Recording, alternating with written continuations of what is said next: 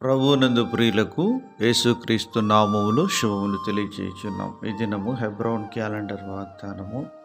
యెహోవా నీ కార్యములన్నిటిలోనూ నిన్ను ఆశీర్వదించును.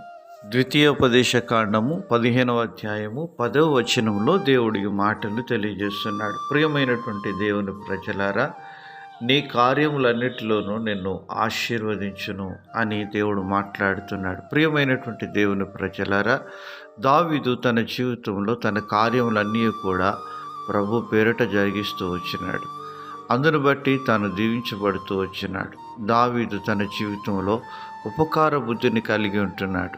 దేవుని వాక్యం సెలవిస్తుంది హెబ్రీ పత్రిక 13వ అధ్యాయంలో, ఉపకారమును ధర్మమును చేయుట మరచిపోకుడి, అట్టి యాగము దేవునికి ఎంతో ఇష్టకరమైనటువంటిదని దేవుని వాక్యము సెలవిస్తుంది. అందును బట్టి దైవజనుడు దావీదు తన జీవితంలో దేవుడు చేసిన తనకు ఉపకారాన్ని బట్టి ప్రజలకు ఉపకారం చేయడానికి తాను పూనుకుంటూ వచ్చినాడు. 2వ సమూయేలు 9వ అధ్యాయంలో మెఫీబోషెతును, యోనాతాను కుమారుడైనటువంటి మెఫీబోషెతును జ్ఞాపకం చేసుకొని, మరి సౌలు కుటుంబంలో ఇంకా ఎవరైనా శేషించి ఉన్నారా అని ఆయన విచారణ చేసినప్పుడు మెఫీబోషెతు కనుగొన్నాడు.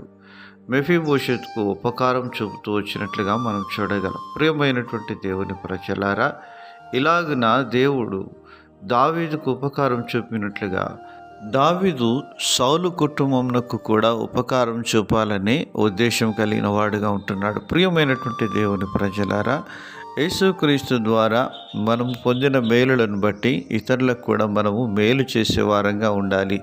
విశేషంగా విశ్వాస గృహమునకు చెందిన వారి ఎడల మేలు జరిగించే వారంగా ఉండాలి అంటున్నాడు. అప్పుడు రోమా 8:28 ప్రకారం, దేవుని ప్రేమించు వారికి అనగా ఆయన సంకల్పము చొప్పున పిలువబడిన వారికి మేలు కలుగుటకై సమస్తమును సమకూడి జరుగుచున్నవని ఎరుగుదుము అని అపోస్తలుడైన పౌలు గారు రోమాలో ఉన్న సంఘానికి వ్రాస్తూ ఉన్నాడు. ప్రియమైనటువంటి దైవజనమా, ఈ విధంగా నీ జీవితంలో, మనందరి జీవితాల్లో ప్రభువు చేసిన మేలులను బట్టి ఇతరులకు మనం మేలు చేసినప్పుడు దేవుడు అది మనకు మేలుకరంగా చేసేవాడుగా ఉంటున్నాడని దేవుని వాక్యం సెలవిస్తుంది. కనుక మన యొక్క కార్యములు సమస్తము దేవుని మహిమ కొరకు మనం చేసేవారంగా ఉండాలి.